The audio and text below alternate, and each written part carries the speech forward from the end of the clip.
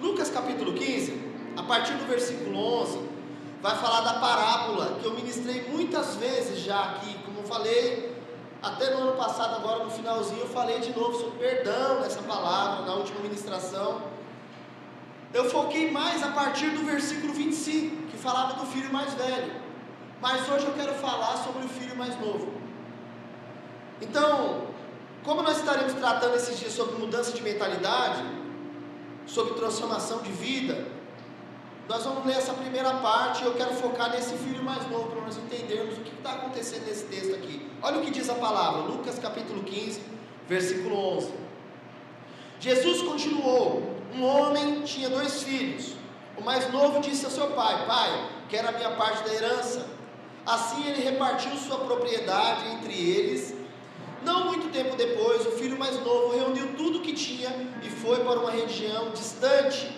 E lá desperdiçou os seus bens vivendo irresponsavelmente. Depois de ter gasto tudo, houve uma grande fome em toda aquela região, e ele começou a passar necessidade. Por isso, foi empregar-se com uns dos cidadãos daquela região, que o mandou para um campo a fim de cuidar de porcos. Ele desejava encher o estômago com as vagens de alfarrobeira que os porcos comiam, mas ninguém lhe dava nada. Caindo em si, repita essa palavra, fala assim: caindo em si. A minha ministração está baseada em cima desse trecho, caindo em si.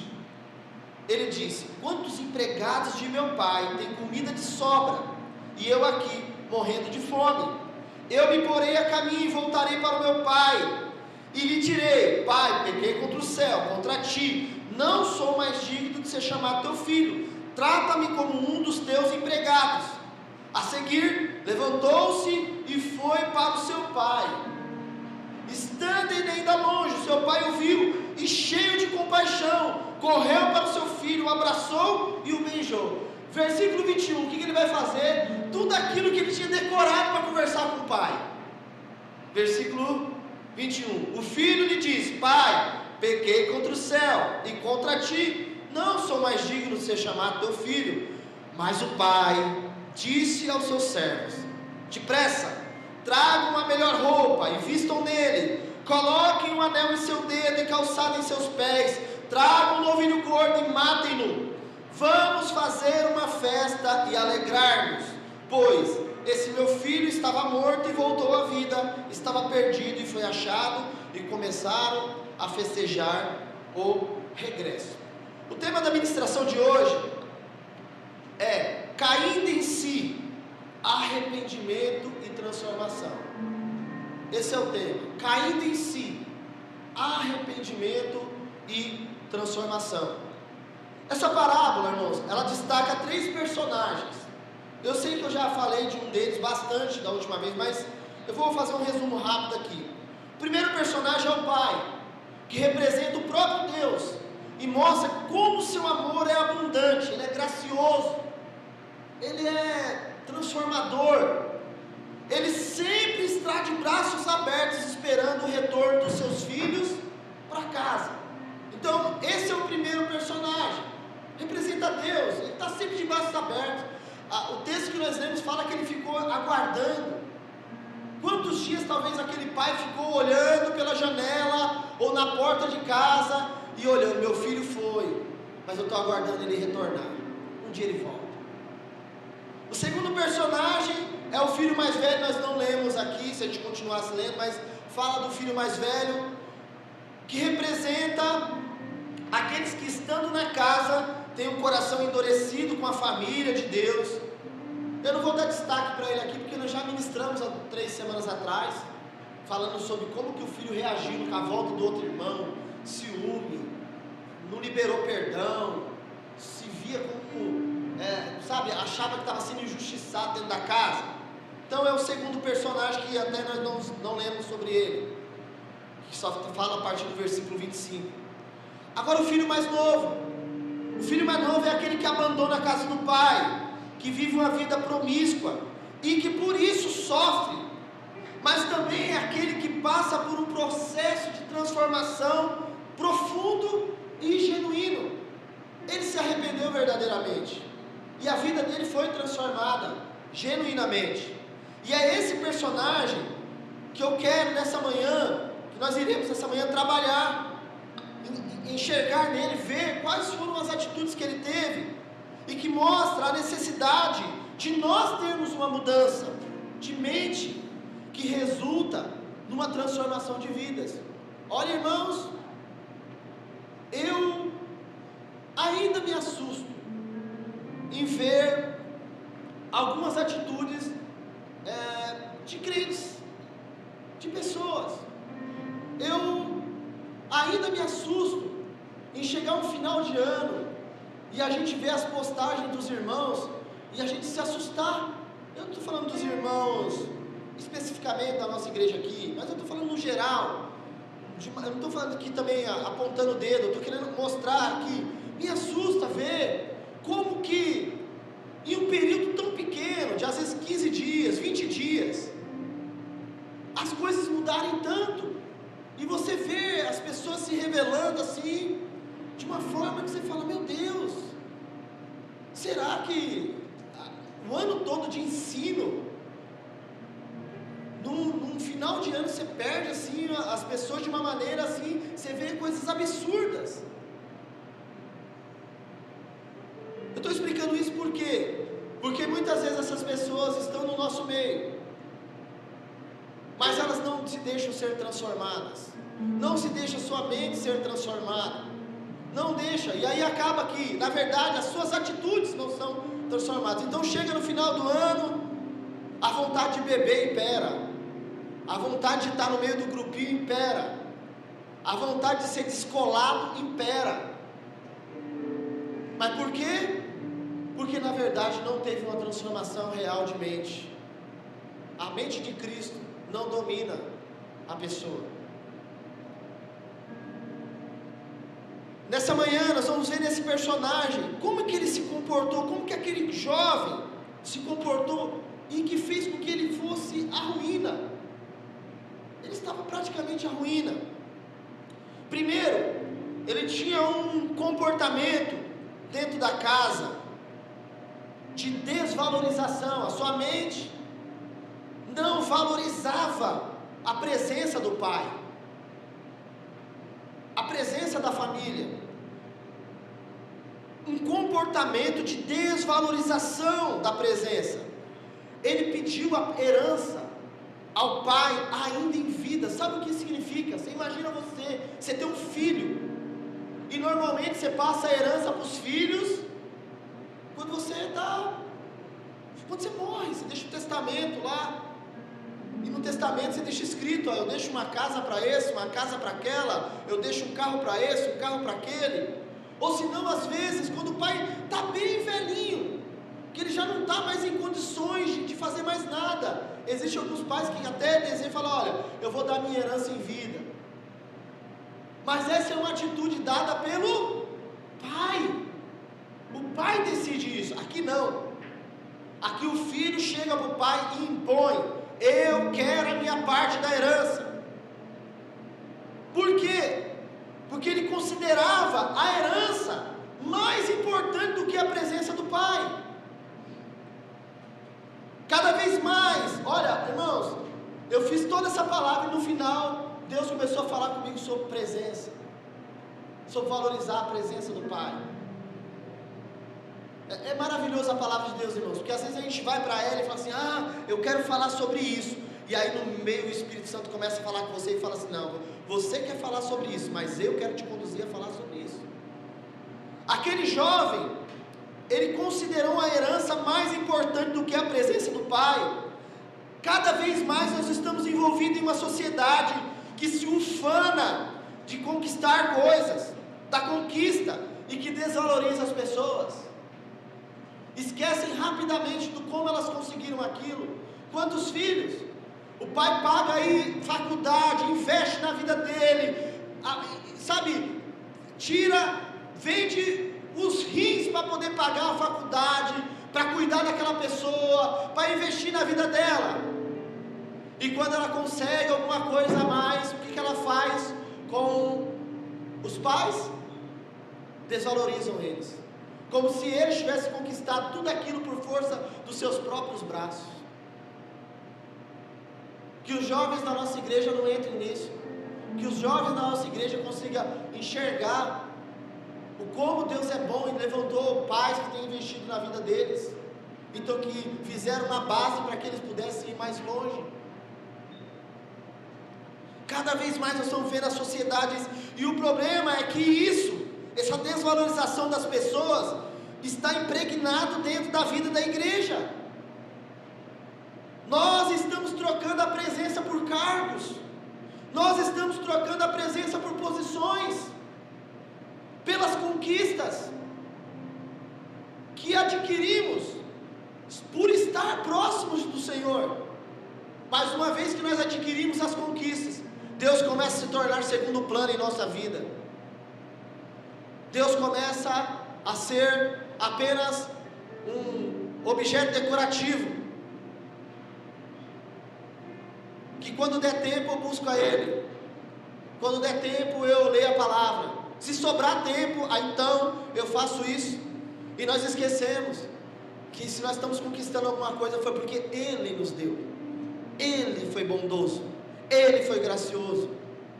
Ainda que você derrame o seu suor, ainda que você gaste horas estudando para conquistar um diploma, para conquistar uma posição na onde você trabalha, no final das contas, você só alcançou isso porque Ele foi gracioso com você. A sua conquista só pode trazer glória se for para Ele.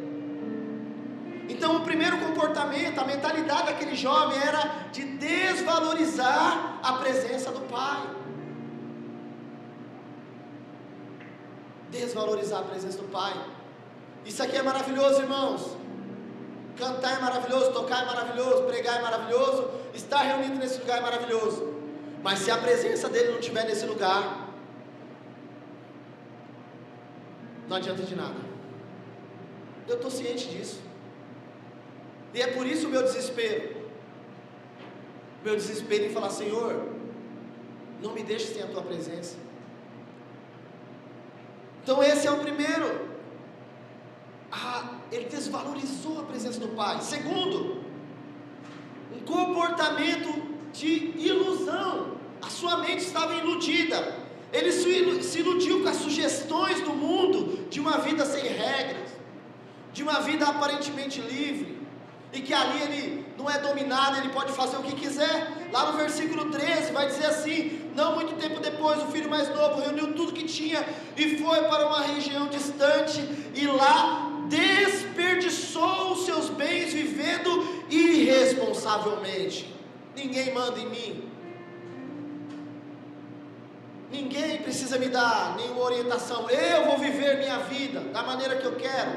Essa é a mente do mundo. A mente do mundo é essa.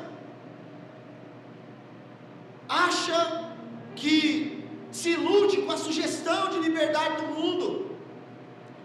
Ele se distancia do Pai, se distancia da sua família, e agora vive uma vida sem limites, sem prestação de contas, sem responsabilidade e sem propósito. Com nenhum propósito. Olha que interessante. E às vezes nós estamos assim, nós começamos a se iludir. Será que vale mesmo a pena ser fiel?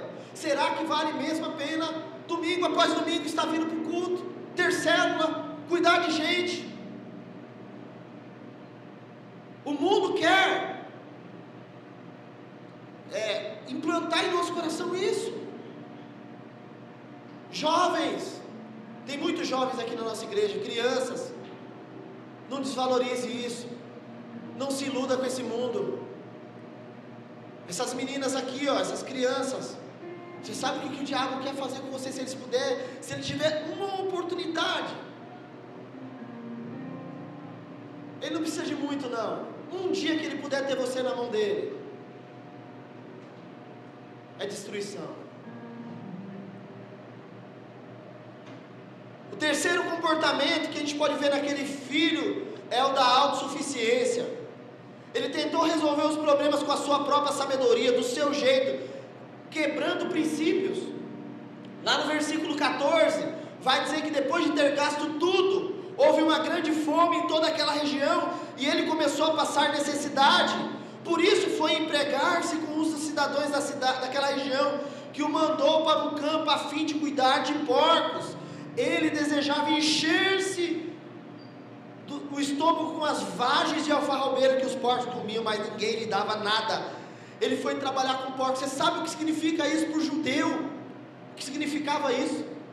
Um judeu trabalhar com porco era a coisa mais absurda do mundo. Eles não aceitavam, eles não comiam carne de porco. Mas quando ele está agora vivendo essa vida desregrada, em vez de ele falar, peraí, eu vou voltar para a casa do meu pai, eu vou resolver, eu vou fazer do jeito certo, eu vou pedir perdão para ele, eu vou retornar, vou fazer o caminho do retorno. O que ele vai fazer? Ele, não, eu preciso resolver do meu jeito. E qual que é o jeito de eu resolver? Vou arrumar um serviço, e não importa do que seja, vou arrumar um serviço que eu preciso, porque eu preciso resolver a minha fome, eu preciso resolver os meus problemas. Quantas pessoas estão assim, tentando resolver os seus problemas, mas quebrando princípios? Aparece um serviço para você, e o serviço diz o seguinte: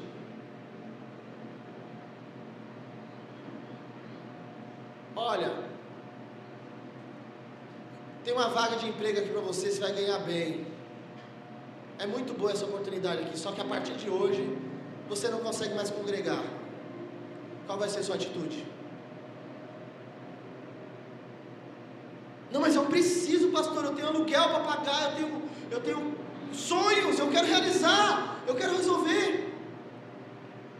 Ou você vai confiar em Deus, vai falar, Senhor, eu tenho que resolver esse problema aqui, mas eu preciso que o Senhor me dê sabedoria para isso.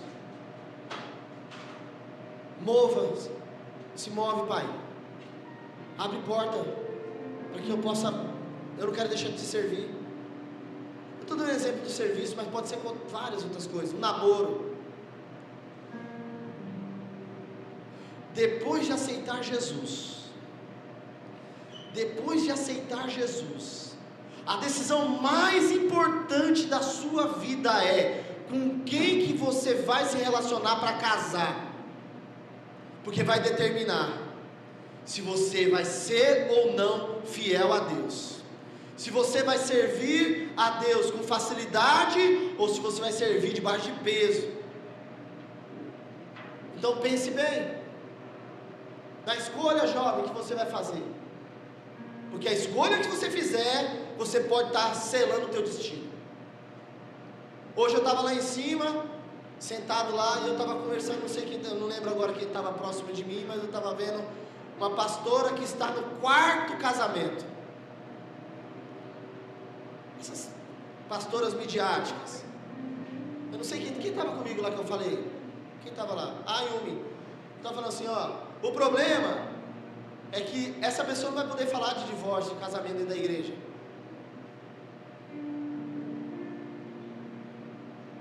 Nós estamos vivendo uma crise nos púlpitos. Pastores se divorciando à torta e à direito. Nós estamos vivendo uma crise no púlpito. E para você que não é pastor, mas prega, está aqui ministrando louvor, o Robson não é pastor, está aqui, você acha que as pessoas te olham diferente? Não, é a conversa lá. Você acha que o quê? Subiu aqui em cima, sabe o que eles estão falando? É pastor. Olha lá, o irmão lá que canta lá é levita, é pastor, está lá cantando, prega na igreja domingo. Vocês acham que não são cobrados também? São. Por isso que a nossa vida precisa ser um exemplo. Não queira resolver os seus problemas quebrando princípios. Não, pastor, mas ele vai se converter. Não vai. Não vai. Se no namoro ele não se converte, vai te conquistar. Quem disse depois que estiver casado já era, filho? Acabou.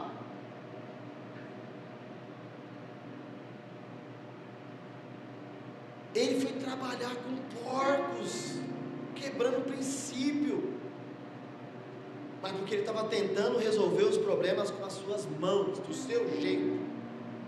Isso é para gerar crise mesmo. É dessa forma que nós vivíamos, e talvez ainda estamos vivendo, irmãos, tentando resolver problemas do nosso jeito, quebrando princípios, desvalorizando a presença do Pai, iludidos com os encantos do mundo, e tentando resolver os problemas com a nossa própria força. Quando a gente vai por esse caminho, a probabilidade de nós vivermos uma vida terrível é muito grande. Qual que é a aplicação para a nossa vida? No versículo 17 em diante, acontece algo que inicia uma mudança de mentalidade e transformação de vida na vida daquele homem, daquele jovem.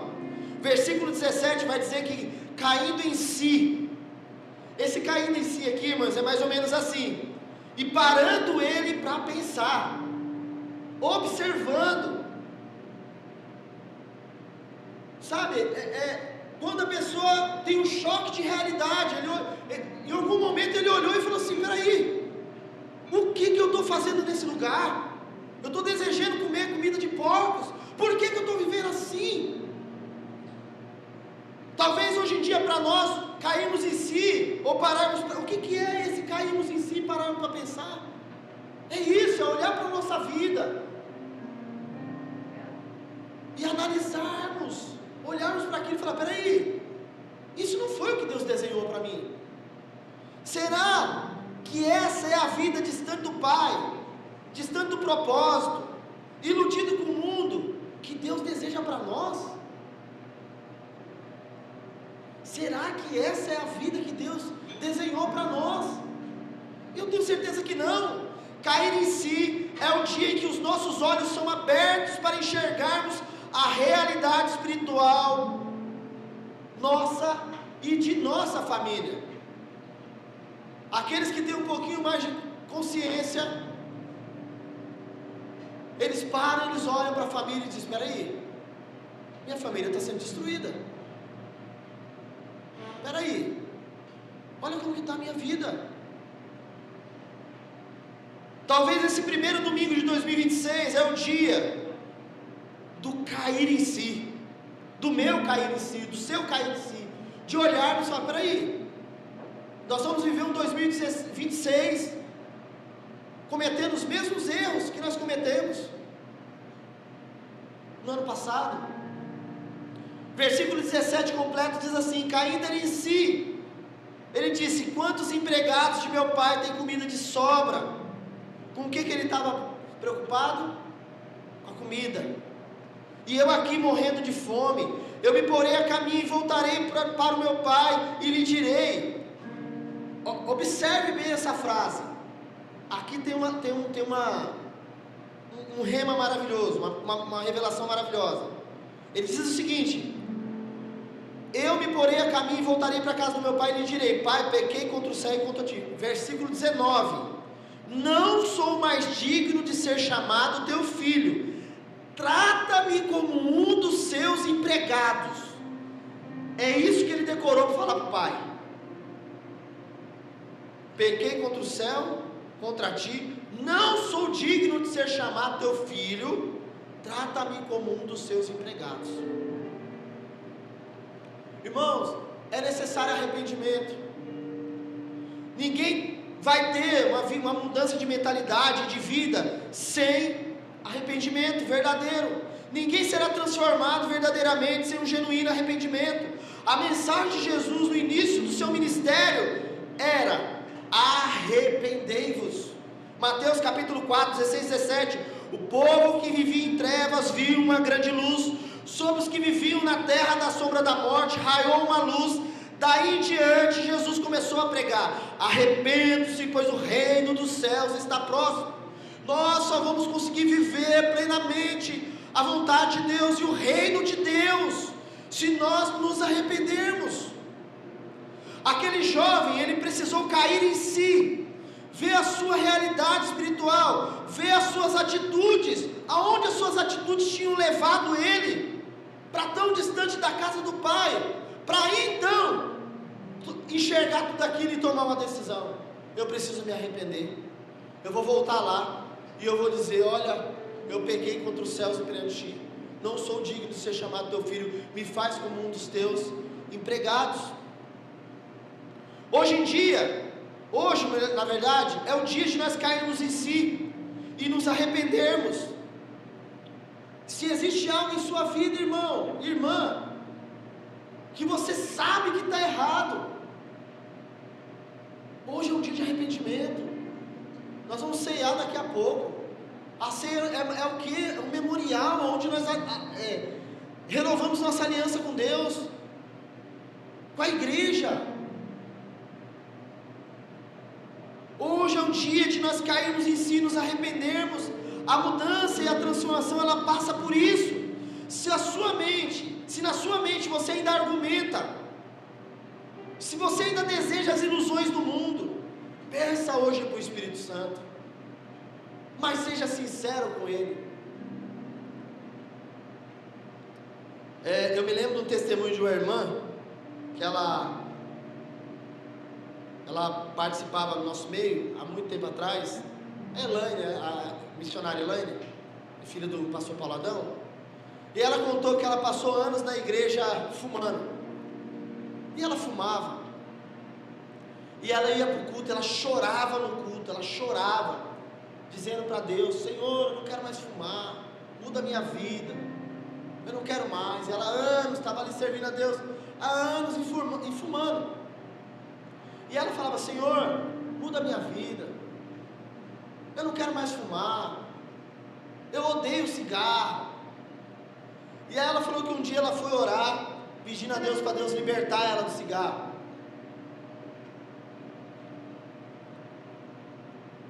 E aí Deus falou para ela assim: então fala a verdade para mim. Falou: como assim fala a verdade? Falou: não, fala a verdade. Você tá, toda vez que você vem para minha frente, você se ajoelha, você mente. Falou: cara, que eu não minto, como que eu minto? Ela falou: não, fale a verdade. Fale o que você sente de verdade. E aí ela falou assim que ela entendeu, aí ela falou que foi fazer uma oração, ajoelhou ali na cadeira e falou para Deus, falou: Deus, eu gosto de cigarro, eu não vou mentir para o senhor não, eu gosto, quando eu fumo eu me sinto bem, acalma, eu às vezes estou assim, minha boca está até salivando querendo cigarro, mas eu entendi que o Senhor não me fez com esse vício, e que o Senhor não quer que eu viva com ele, então faz a tua obra na minha vida. Ela falou que nunca mais ela colocou um cigarro na boca. Sabe qual é o nosso problema? Nosso problema é que às vezes nós precisamos liberar perdão, e aí nós vamos orar para Deus, e nós falamos assim: não, Senhor, me ajuda a liberar perdão, porque eu amo aquele irmão, eu amo aquela irmã, eu amo ele, eu gosto dele. E Deus está olhando e falando assim: não é verdade, o jeito que você trata ela no culto não é verdade, o jeito que você fala mal dele não é verdade. Você quer ser liberto mesmo? Então abre o teu coração e fala a verdade. Não é para a pessoa, é para Deus. Fala que você está magoado, fala o que ele fez que te ofendeu, fala como você está se sentindo. Senhor, olha, para falar a verdade, eu não queria nem mais cumprimentar esse irmão, nem mais cumprimentar essa irmã, mas eu sei que a tua palavra diz que isso está errado, então me ajuda a vencer a minha carne, Senhor, porque a minha carne grita. Aí você tem uma chance de realmente o Espírito Santo olhar e falar: agora eu vi sinceridade no teu coração, agora eu vou fazer essa obra. Peça ao Espírito Santo. Se você está iludido com esse mundo, fala para ele: Senhor, olha, eu estou chateado, porque eu estou vendo lá as pessoas conquistando lá fora, e eu queria estar lá. mas eu olho para a tua palavra, e dentro da tua palavra eu vejo que isso não é certo, então me ensina, Senhor. Peça para o Espírito Santo. Aquele jovem teve que abrir o coração, e falar o quê? Ele não ficou só no, eu pequei contra o céu. Ele fala, eu pequei contra o céu e perante ti. Eu pequei contra o céu, contra a minha família, contra o meu pai. Eu não sou mais digno de ser chamado teu filho. Me faz como um dos seus empregados. O problema é que o cair em si pode ser apenas pela necessidade. Foi aqui que Deus... Porque olha que interessante.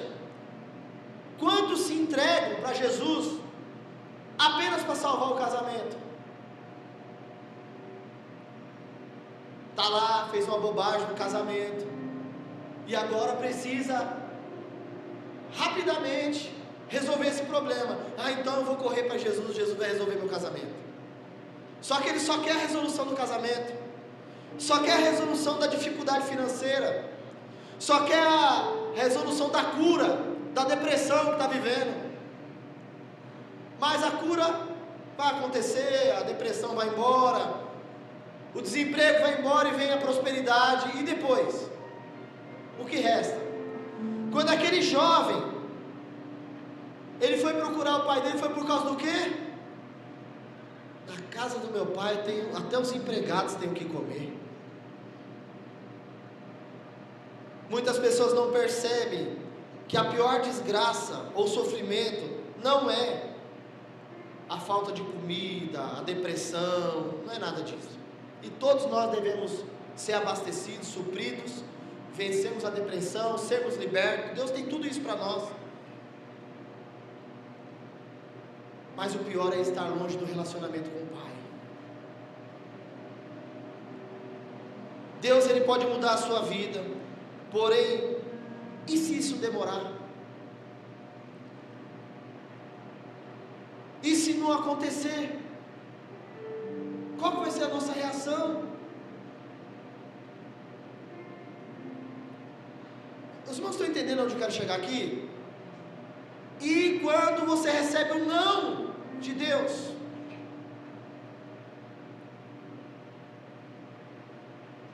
Então Deus não curou meu casamento, então agora também eu não preciso servir a Ele. Você nunca esteve com Ele por causa do relacionamento com Ele.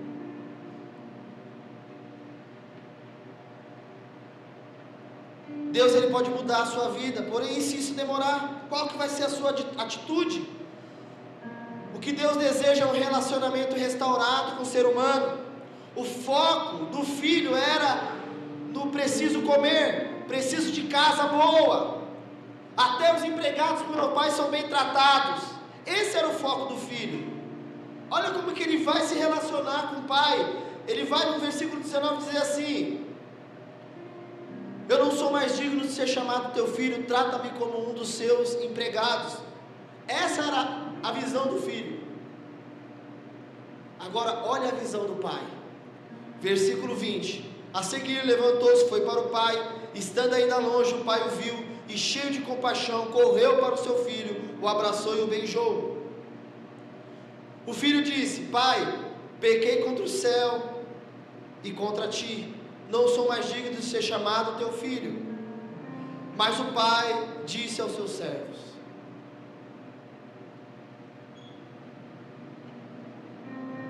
houve uma mudança na saída dele de arrependimento até chegar no pai.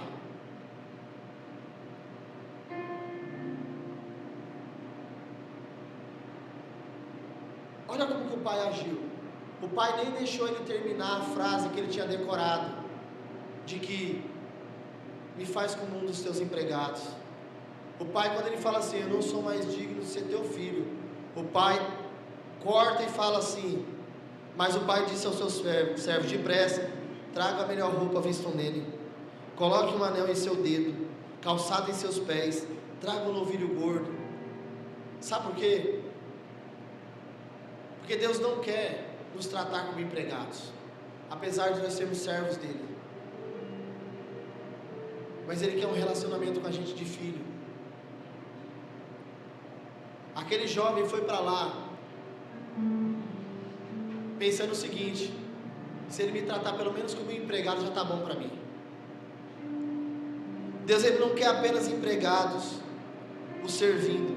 Deus, Ele quer filhos desfrutando com responsabilidade, sendo transformados e transformando aqueles que estão ao seu redor. Nosso problema é que nós passamos a nossa vida. Se quiser preparar o louvor aí, por favor. O problema é que nós passamos a nossa vida nos relacionando com Deus de maneira errada. E aí as coisas têm valor mais do que Deus. Os cargos começam a ter mais valor do que Deus na nossa vida.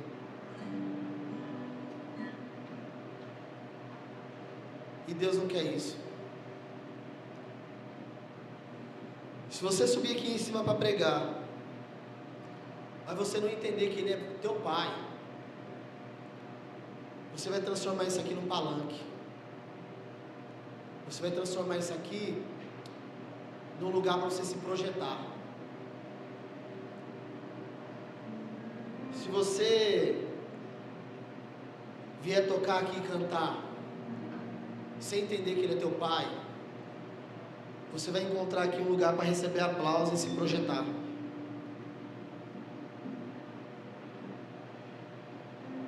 Mas se você se relacionar com Ele como um filho, ainda que você errou, ainda que você pecou, mas se você estiver arrependido, falando: Pai, eu sei que eu pequei,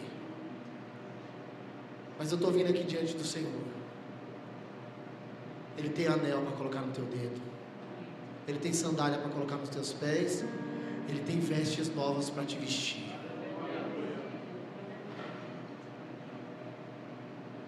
O filho voltou para casa pensando o seguinte: eu quero comer, quero dormir, quero ser bem tratado.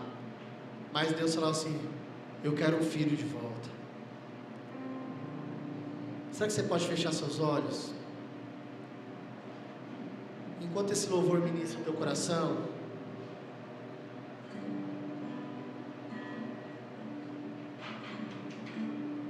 eu queria que você deixasse esse louvor ministrar o teu coração. Eu não sei como que você está nessa manhã aqui.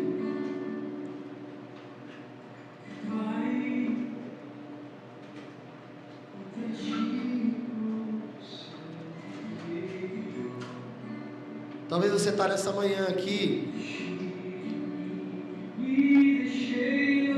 você se deixou levar, sabe? Mas hoje é o dia de você cair em si, olhar para a tua vida e falar: Pai, olha, eu andei tomando decisões erradas. 2025 eu tomei decisões erradas. Talvez antes disso. Mas hoje é o dia de você falar: Senhor, eu estou enxergando isso e eu quero restaurar a minha comunhão com o Senhor, Pai. Nós vamos ter a oportunidade daqui a pouco de tomar a ceia juntos, porque tem lugar na mesa.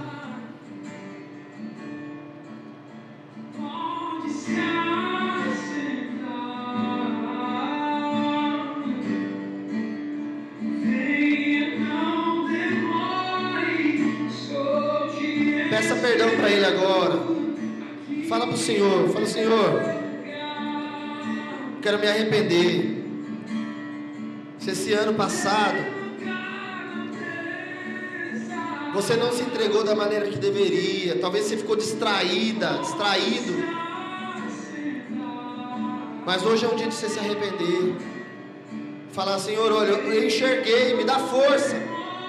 Se talvez você está sendo visitado pelos pensamentos, sabe, do mundo, pelas ilusões do mundo, agora é a hora de você falar para Deus. Fala: Senhor, olha, eu quero ser sincero com o Senhor, Pai. Eu me sinto atraído por isso. Esse final de ano eu vi que eu ainda eu preciso me voltar para o Senhor mais, porque ainda tem coisa que me encanta. Pai, nessa manhã nós queremos pedir perdão. Nós queremos pedir perdão, Senhor. Nós não queremos, Deus, estar longe da Tua casa, longe da Tua vontade, longe da Tua presença. Nós sabemos que estar com o Senhor é estar guardado. Nesse momento, Pai, nós vamos participar da ceia e pedimos, Senhor, que seja um momento de renovação, de aliança nessa manhã.